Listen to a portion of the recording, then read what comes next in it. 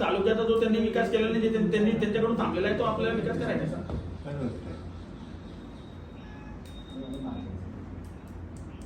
आता 5 वर्ष झाले सरकार त्यांचं शिंदे गटाचं अंजनी धरणाचं काम करू शकले असते. ते 2 गावांचा विस्थापित करू